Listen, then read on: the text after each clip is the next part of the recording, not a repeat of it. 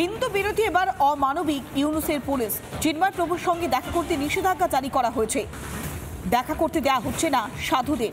অন্যান্য সাধুরা তারা বারবার চেষ্টা করছেন যে চিন্ময় কৃষ্ণ প্রভু কেমন রয়েছে, তার শারীরিক অবস্থা কেমন রয়েছে, তার সঙ্গে দেখা করতে চাইছেন। ঠিক তখনই চিন্ময় প্রভুর সঙ্গে দেখা করতে বাধা দিচ্ছে এই অমানবিক ইউনুসের পুলিশ। প্রতিবাদে সরব হয়েছে সনাতনী জোট। বাংলাদেশ সম্মিলিত সনাতনী জোটের এবার প্রতিবাদ। সনাতনী জোটের প্রতিনিধিদেরও দেখা করতে দেওয়া হচ্ছে না। কেন দেখা করতে দেওয়া হচ্ছে না? 3 ঘন্টা সাধুদের জেলের বাইরে বসিয়ে রাখা হয়, তারপর তাদেরকে ঢুকতে না দিয়ে ফিরিয়ে দেওয়া হয়। চিন্ময় প্রভুর সঙ্গে জেলের ভেতর অত্যাচার হচ্ছে বলে আশঙ্কা প্রকাশ করছেন সনাতনী জোটের সদস্যরা। তার জীবনহানির আশঙ্কা করছেন অন্যান্য সাধুরা। যেভাবে চিন্ময় কৃষ্ণ প্রভুকে অন্যায়ভাবে জেলের পাঠানো হয়েছে, তার ঘোরতর নিন্দা হয়েছে গোটা বিশ্ব জুড়ে। আর এবার যখন সাধুরা তারা যখন দেখা করতে চাইছেন চিন্ময় কৃষ্ণ প্রভুর সঙ্গে, তার সঙ্গে কথা বলতে চাইছেন, তার শারীরিক অবস্থার খোঁজ নিতে চাইছেন, ঠিক তখনই অমানবিক আচরণ করছে ইউনুসের পুলিশ।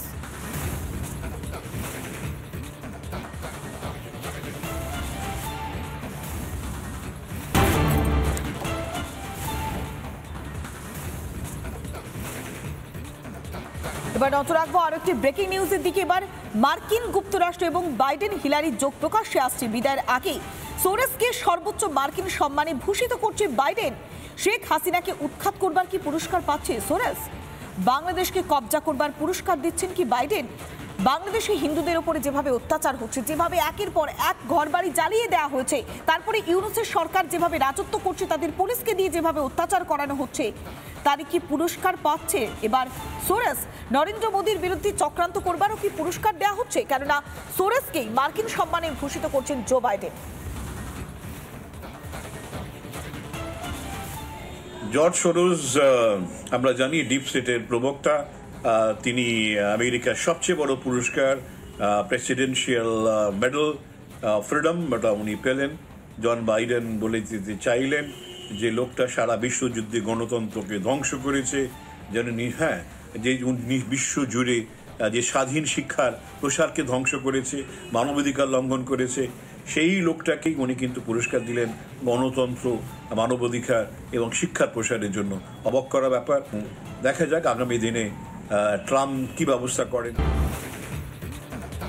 ফের ইতিহাসকে অস্বীকার করছে বাংলাদেশ। এবার ভারতের সহায়তা মানতে নারাজ বিএইচপির নেতা। স্বাধীনতা যুদ্ধে ভারত কোনো সহায়তা করেনি, সহায়তার নামে বাংলাদেশ দখল করেছিল মন্তব্য করলেন বিএইচপির ভারপ্রাপ্ত চেয়ারম্যান সুফি সাগর শামস। সত্যি কি ইতিহাস ভুলে গিয়েছে বাংলাদেশ, নাকি ভারতের নামে কুৎসা করাটাই লক্ষ্য? উঠছে একাধিক প্রশ্ন।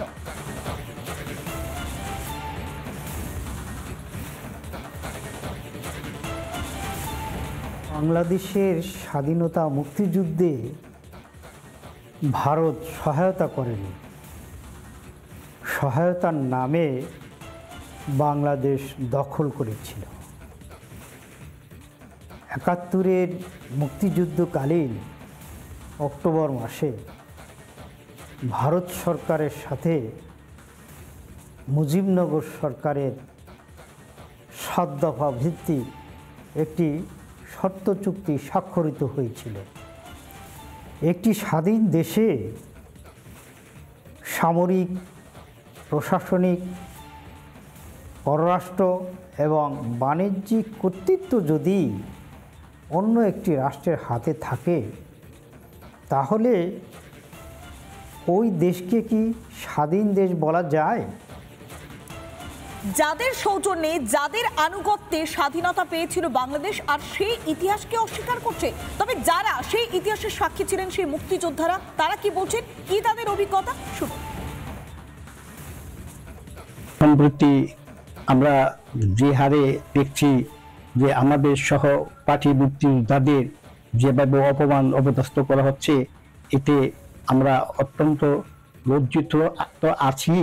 তবে মনে হয় যে আমরা যেই দেশটা স্বাধীন করার প্রথম আমরা দেশে যে যুদ্ধ করিয়াছিলাম, আমরা এখন বুঝতে পারতেছি যে আমরা ভুল করেছি। আমি ওই কুড়িলাতে যে একজন প্রবীণ মুক্তিযোদ্ধাকে গলায় জুতা পরিয়ে যেভাবে তাকে অপমান করা হচ্ছে, কোনো মুক্তিযুদ্ধেই কোনোভাবে কোনো রাজনৈতিক দিকে জড়াই নেই। তারা দেশ স্বাধীন করেছিল এবং দেশ স্বাধীন করে সেখান থেকে বিদায় নিয়েছিল বিরোধী। আসলে আমরা সত্যিকার আন্দোলন করতাম ছাত্রদের সুবিধার জন্য, আমাদের সুবিধার জন্য আমরা দেশ বিরোধী হিসাবে আমরা কোনো কাজ করিনি।